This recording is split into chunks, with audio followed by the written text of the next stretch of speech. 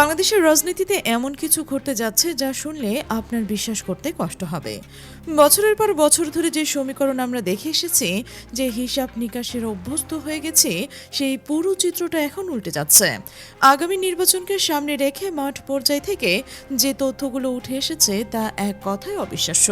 কেউ যদি 2 বছর আগেও এমন কথা বলতো, তাহলে হয়তো তাকে পাগল বলে উড়িয়ে দেওয়া যেত। কিন্তু রাজনীতির মাঠে যা ঘটছে তা চোখে না দেখলে বিশ্বাস করা সত্যি কঠিন।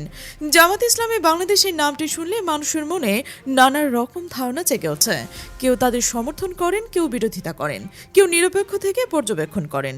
কিন্তু এতদিনে একটা বিষয় মোটামুটি নিশ্চিত ছিল যে জামাতের ভোট ব্যাংক একটা নির্দিষ্ট গণ্ডির মধ্যেই সীমাবদ্ধ। তাদের সমর্থকরা মূলত ধর্মীয় অনুশাসন মেনে চলা মানুষ, মাদ্রাসার ছাত্র শিক্ষক, কিছু ব্যবসায়ী জনগোষ্ঠী এবং গ্রাম অঞ্চলের একটি নির্দিষ্ট অংশ। এই ধারণাটা এতদিন প্রচলিত ছিল, কিন্তু এখন সেই ধারণা ভেঙে চুরমার হয়ে যাচ্ছে। মাঠ পর্যায়ের অনুসন্ধানে এমন কিছু তথ্য বেরিয়ে এসেছে যা রীতিমতো চমকে দেওয়ার মতো। জামাত ইসলামী এবার এমন সব জায়গা থেকে সমর্থন পাচ্ছে, তাদের সমর্থন পাওয়ার কথা কেউ কল্পনাও করেনি। 6টি নির্দিষ্ট শ্রেণীর থেকে তারা বিপুল পরিমাণ ভোট পেতে যাচ্ছে বলেই মনে করা হচ্ছে। আর এই 6টি শ্রেণীর কথা জানলে আপনি সত্যি অবাক হতে বাধ্য। প্রথমে যে বিষয়টি সবাইকে অবাক করতে চলেছে তা হলো তরুণ প্রজন্মের মধ্যে জামাতের ক্রমবর্ধমান গ্রহণযোগ্যতা। বিশ্ববিদ্যালয় পড়ুয়া তরুণদের একটা বিশাল অংশ এবার জামাতে ইসলামীর দিকে ঝুঁকছে।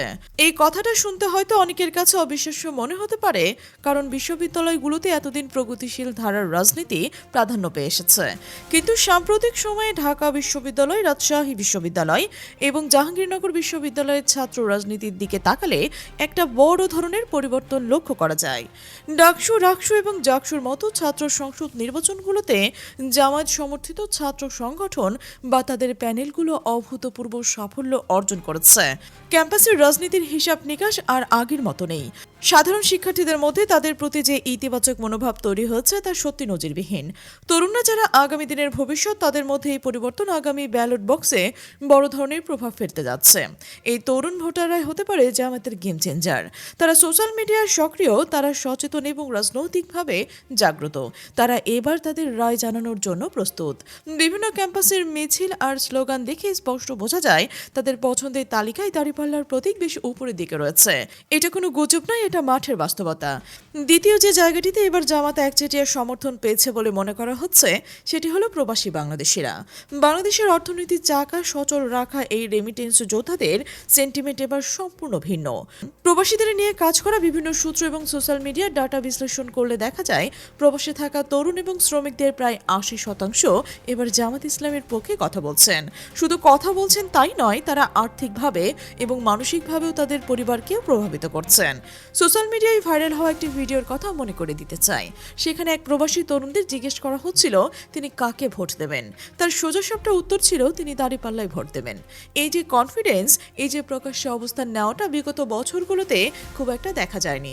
প্রবাসীরা দেশের বাইরে থাকলেও দেশের ভোটারদের রাজনীতিতে তারা বিশাল ফ্যাক্ট। আর এই ফ্যাক্টরি এবার পুরোপুরি জামাতের অনুকূলের বাতাসের মতোই কাজ করবে। এবারের রাজনীতিতে প্রবাসীদের ভোটের জোয়ার রেকর্ড করতে পারে এবং সেটাই আন্দাজ করা হচ্ছে। তৃতীয় এবং সবচেয়ে চমকপ্রদ তথ্যটি শুনলে আপনি সত্যি আকাশ থেকে পড়বেন।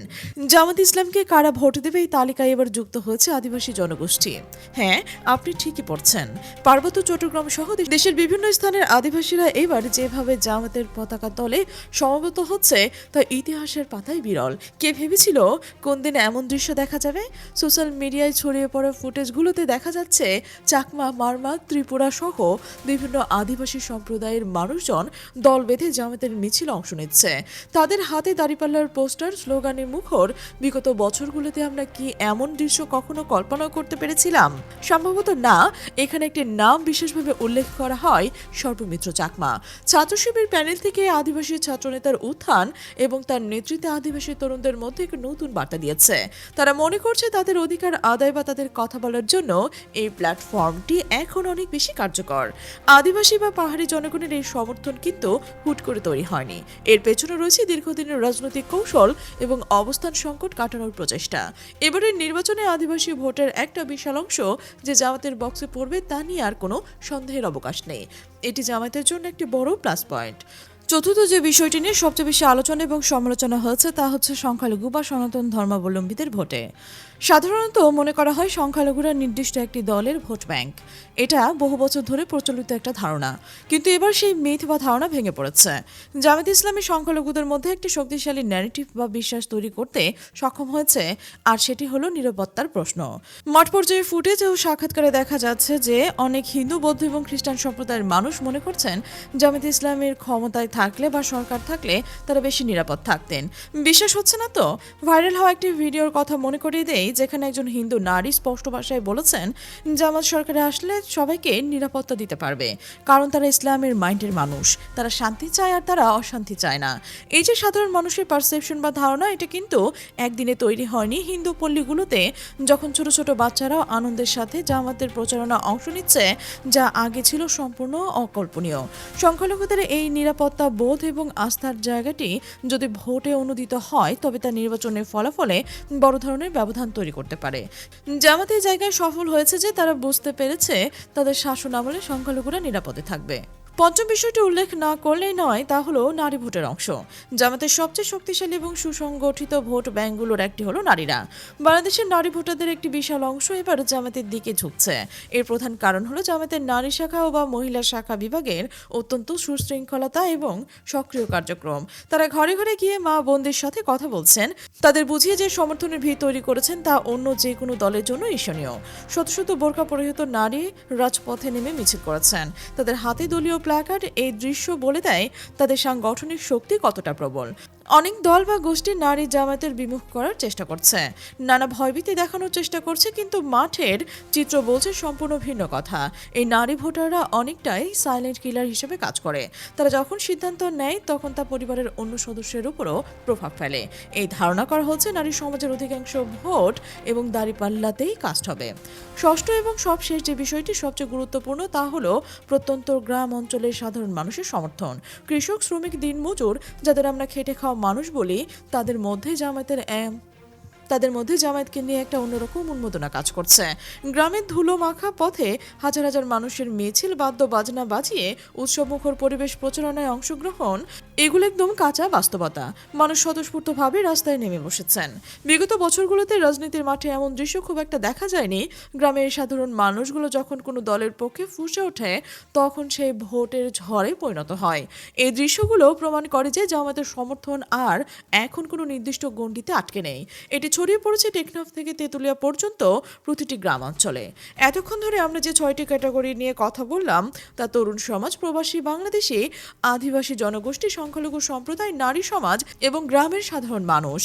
তাদের সবার সম্মিলিত ভোট যদি এক বক্সে পড়ে, তবে ফলাফল কি হতে পারে তা আপনারা নিজে অনুমান করতে পারছেন।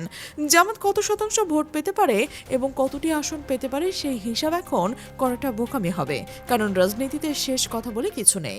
এতক্ষণ ধরে যে 6টি বিষয়ে ক্যাটাগরির কথা জানলাম, তরুণ সমাজ, প্রবাসী বাংলাদেশি, আদিবাসী জনগোষ্ঠী, সংখ্যালঘু সম্প্রদায় এবং নারী সমাজ এবং গ্রামের সাধারণ মানুষ, এদের সবার সম্মিলিত ভোট যদি এক বক্সে পড়ে, তবে ফলাফল কি হতে পারে তা আপনারা নিজে অনুমান করতে পারছেন। জামাত কত শতাংশ ভোট পেলে এখানে কতটি আসন পেতে পারে, সেই হিসাব এখন করাটা বোকামি হবে, কারণ রাজনীতিতে শেষ কথা বলে কিছু নেই। তবে বাতাসের গতির দিক বা পাল যে দিকেই ওড়ে, আর বর্তমান বাতাসের গতিবেগ বলছে আগামী নির্বাচনে আমরা এমন কিছু দেখতে যাচ্ছি যা হয়তো বাংলাদেশের নির্বাচনের ইতিহাসে আগে কখনো ঘটেনি। সংখ্যালঘুদের আশ্বস্ত করা, আদিবাসীদের দলে টানা, তরুণদের মগজের জায়গা করে নেওয়া এবং নারীদের সুসংগঠিত করা, সব মিলিয়ে জামাতে ইসলামী তাদের নির্বাচনের ছক খুব নিখুঁতভাবে সাজিয়েছে। এখানে একটা দেখার বিষয়, ভোটের দিনে জনসমর্থন কতটা ব্যালট পেপারে প্রতিফলিত হয়। তবে দৃশ্যপট যে বদলে গেছে তা অস্বীকার করার কোনো উপায় নেই। প্রশ্ন হলো, এই বিপুল সমর্থন কি জামাতকে রাষ্ট্র ক্ষমতায় নিয়ে আসতে পারবে, নাকি অন্য কোনো সমীকরণও অপেক্ষা করছে? সেই উত্তর সময় বলে দেবে। তবে একটা কথা নিশ্চিতভাবে বলা যায় যে আগামী নির্বাচন হচ্ছে বাংলাদেশের রাজনীতির ইতিহাসে সবচেয়ে অপ্রত্যাশিত এবং রোমাঞ্চকর অধ্যায়। কে জানে সে অধ্যায়ে কার নাম স্বর্ণাক্ষরে লেখা থাকবে।